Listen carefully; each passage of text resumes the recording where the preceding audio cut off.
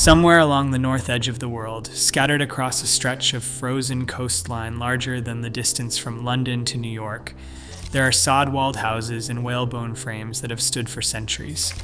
The textbooks will tell you the Inuit have always lived there, a continuous people native to the Arctic, one branch of the wider Native American family, adapted in place over thousands of years. For most of the 20th century, that was the story. A people without a beginning, simply at home, in the cold. Then ancient DNA was extracted from the bones buried across that landscape, and when the results came back, the textbook version did not survive. The Inuit were not the original people of the North American Arctic. They arrived late, they came from somewhere else, and when they arrived, they replaced 4 civilizations that had been there long before them. To understand what the DNA overthrown, you have to first understand what the DNA was overturning.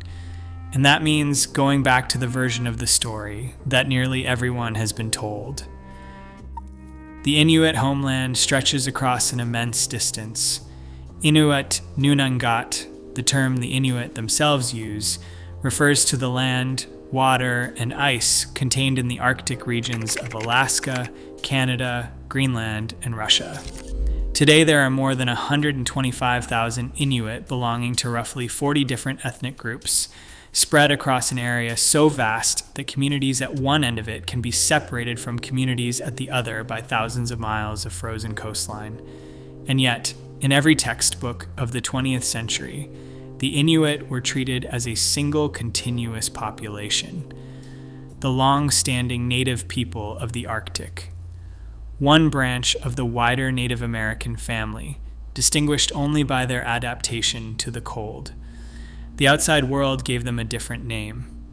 Eskimo, a word imposed by French settlers in the 17th century, borrowed from the Algonquin and carrying connotations the Inuit have rejected ever since.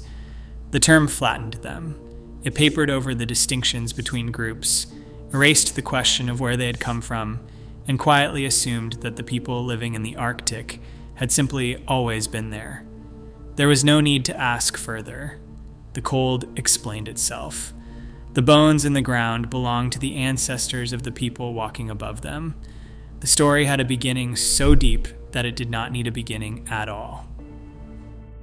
The problem with that story is that nearly all of it was assembled before anyone could read the bones. For most of the 20th century, archaeologists studied the prehistory of the Arctic with pottery fragments, harpoon styles, the shape of a carved ivory figure, the layout of a sod-walled house. They could identify cultural shifts in the record.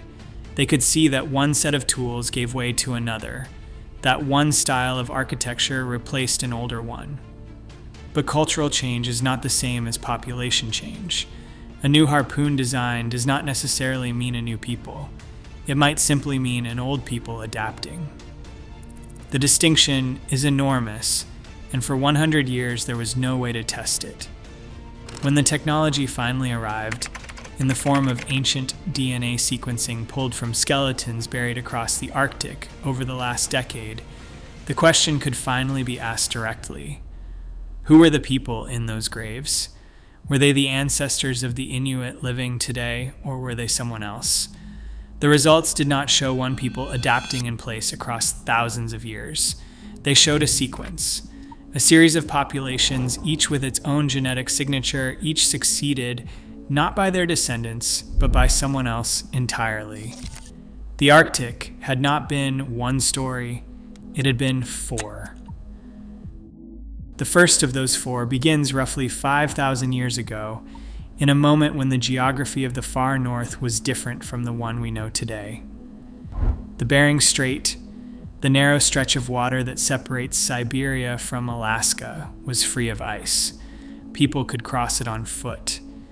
And among the groups that did were the ancestors of every Arctic population that would follow. Archaeologists call them the Arctic small tool tradition, and they were the first human occupants of Arctic, Canada, and Greenland. Everything that came afterward, every cultural layer, every harpoon style, every sod-walled house rested on the foundation they laid. They brought with them a way of life designed for a landscape almost no one else could survive.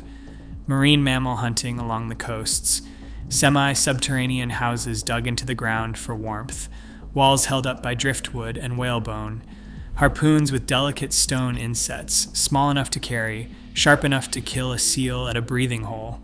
They were not numerous. They left a thin archaeological record scattered across an enormous range. But they were the seed from which the rest of the Arctic would grow. From the Arctic small tool tradition, over the centuries that followed, emerged something more sophisticated. Along the Bering Strait, in a region where no archaeological site is more than a kilometer from the ocean, a culture flourished from roughly 400 BC to 1000 AD. Archaeologists call them the Old Bering Sea culture. And they were not a simple subsistence people. They were an artistic civilization with spiritual depth and social structure. Their most distinctive feature was their ivory carving. They produced intricate, detailed figures depicting animals, mythical creatures, and human forms. The work showed complex symbolism. It hinted at a worldview in which humans, animals, and the natural environment were bound together in ways that would not appear in later Inuit art with the same intensity. The carvings were not casual. They were the product of a tradition long enough to develop a recognizable style and a vocabulary of recurring images. The archaeological record reveals more. Burial sites in the region show elaborate funeral rituals. Grave goods were placed with the dead. Some individuals were buried with greater ceremony than others, suggesting social hierarchies, possibly leaders or shamans whose status was marked even in death. This was a civilization that thought carefully about who its people were, what they owed to the spirits, and what they owed to one another. It was the deepest and most settled expression of Arctic life that had ever emerged. And it is the first of the 4 civilizations the DNA shows being replaced. The genetic signature of the Old Bering Sea culture and its descendants would, in time, fail to carry forward into the population that eventually inherited the entire Arctic. Something was already beginning to shift in Siberia, something that would not stay there. The shift took the form of a new culture, emerging from the same Bering Strait region where the Old Bering Sea people had built their carved ivory world. Archaeologists call them the Birnirk, and they occupied the Chukchi Peninsula of Russia and the north coast of Alaska, from roughly the 6th century AD to the 12th century.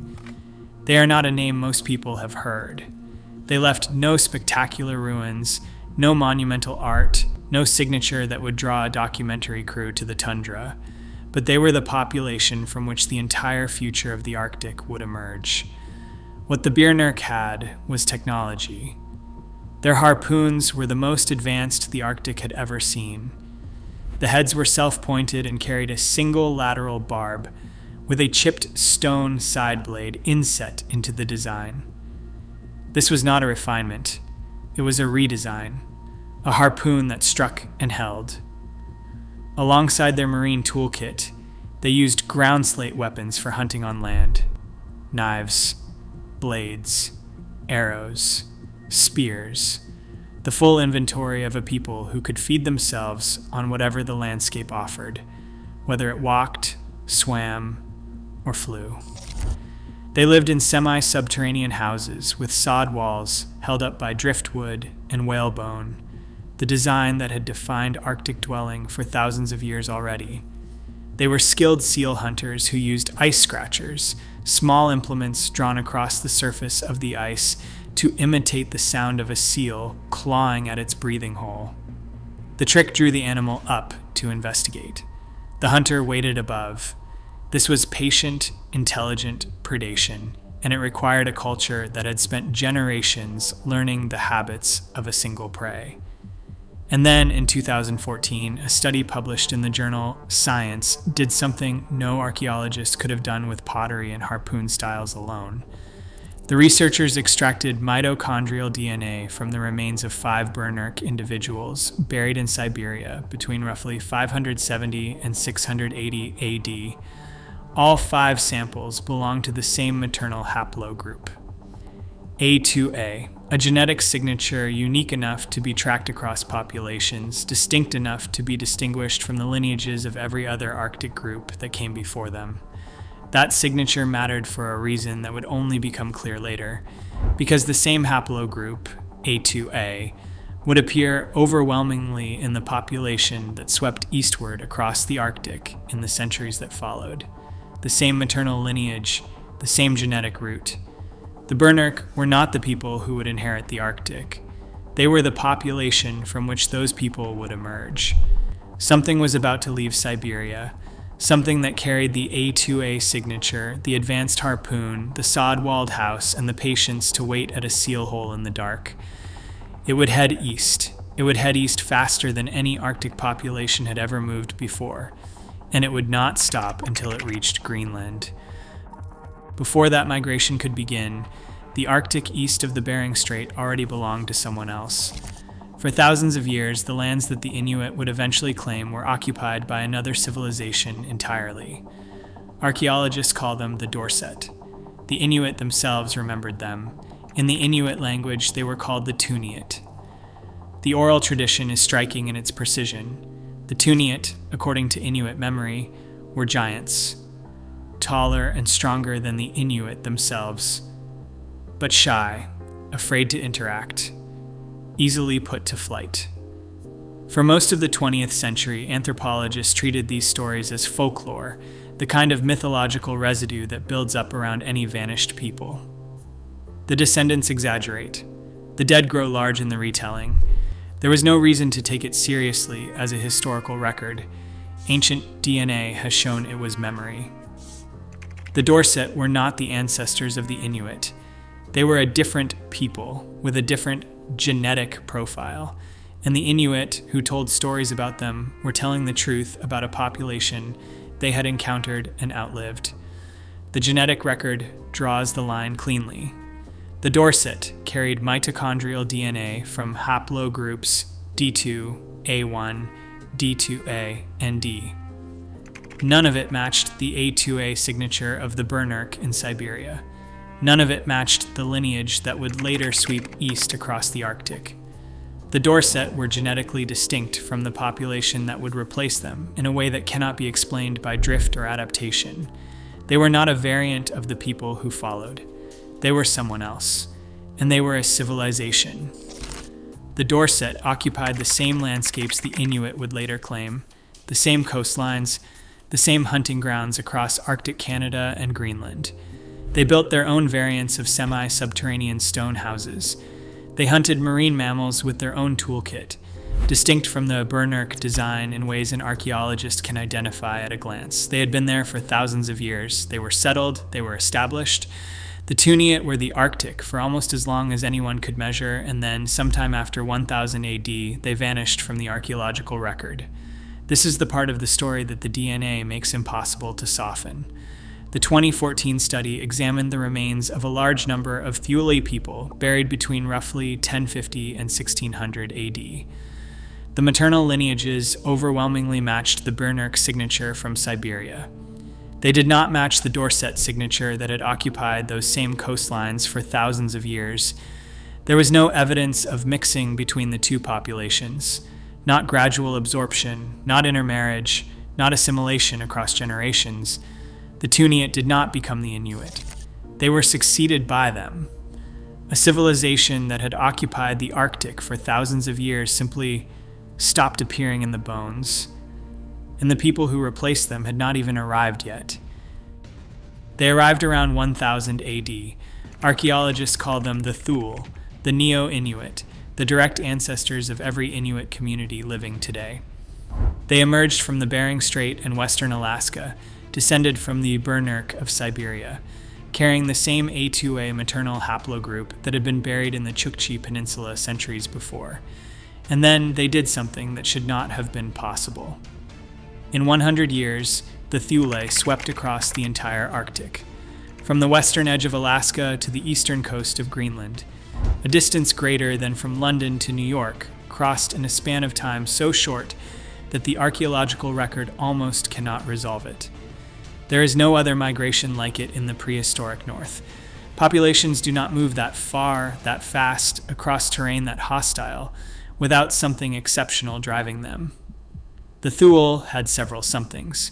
They had boats, large open vessels called umiaks, 20 to 40 feet long, built on wooden frames covered with animal skins, with flat bottoms that allowed them to come close to shore.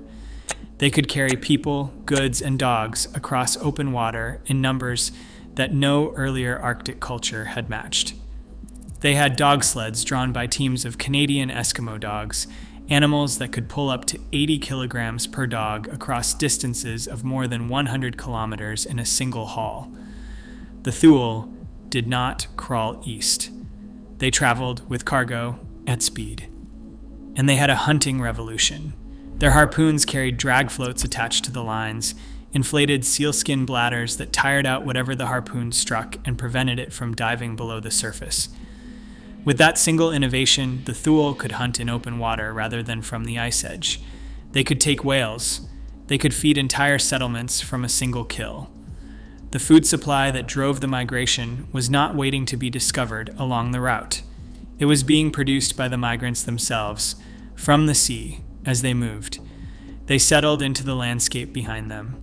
Permanent houses built of whalebone, skin, and sod, semi-subterranean, set near the seashore. Snow houses for winter travel inland. Skin tents for summer hunting. Small ivory and wooden figures carved with care, possibly for ritual purposes, possibly as game pieces. A culture arriving with everything it needed to stay.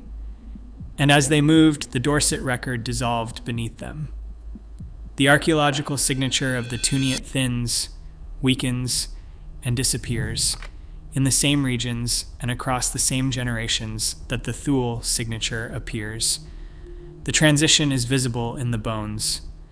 The DNA shows no genetic exchange between the two populations. The Thule did not absorb the Dorset. They did not interbreed with them. They replaced them. Within a few generations of arrival, in every region they reached, the twentieth were gone and the ancestors of the modern Inuit were standing in their place. There was one more population in the Arctic at the same time, not a Paleo-Inuit culture, not a descendant of the Bering Strait migrations. The Vikings. As part of the Norse colonization of North America, Scandinavian settlers had reached the shores of Greenland and parts of Canada in the 11th century, around the same period that the Thule were beginning their eastward sweep. The two peoples met. In Viking sources, the indigenous people they encountered are called the Skarælings.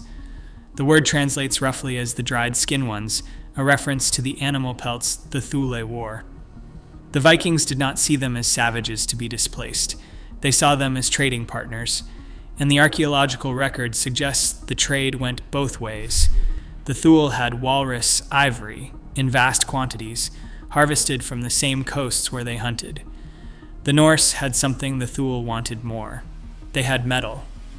For centuries, the Thule and their descendants had relied on a single extraordinary source of iron, the Cape York meteorite. 8 massive fragments scattered across northwestern Greenland, totaling 31 tons of meteoric iron, fallen from the sky perhaps 10,000 years earlier. The Thule worked it with stones, hammering the metal cold against an anvil to produce knives, harpoons, and axes. It was enough to build a toolkit. It was not enough to satisfy a culture that had now discovered what worked metal could do. The Vikings brought smelted iron, the kind that did not have to be chipped from a fallen rock, and the Thule traded for it. Excavations of a medieval Norse farm in the modern-day Nuuk area of Greenland uncovered an arrowhead made of iron from the Cape York meteorite, physical proof of the trade, a fragment of one civilization sitting in the soil of another. And then comes the genetic finding that closes the case. The same 2014 study that confirmed the Thule had replaced the Dorset examined whether any genetic mixing had occurred between the Thule and the Greenland Norse. The answer was none. Two peoples lived alongside each other for generations, traded ivory and iron across the same coastlines, and produced no measurable interbreeding. The Norse eventually disappeared from Greenland, weakened by climate and isolation. The Thule remained. Tie the pattern together. The Thule did not absorb the descendants of the old Bering Sea culture they had emerged alongside.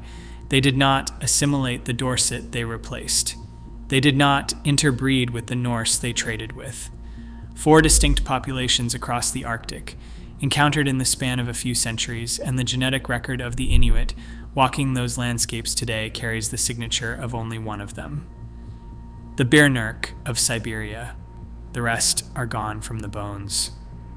What looks like a continuous Arctic people is, in fact, the last population standing. The Arctic was never one continuous story. The textbook version that placed the Inuit at the deep root of the North American family was built before anyone could read the bones. Ancient DNA has now shown that the Inuit are not the long-standing native population of the Arctic in the way that framing implied.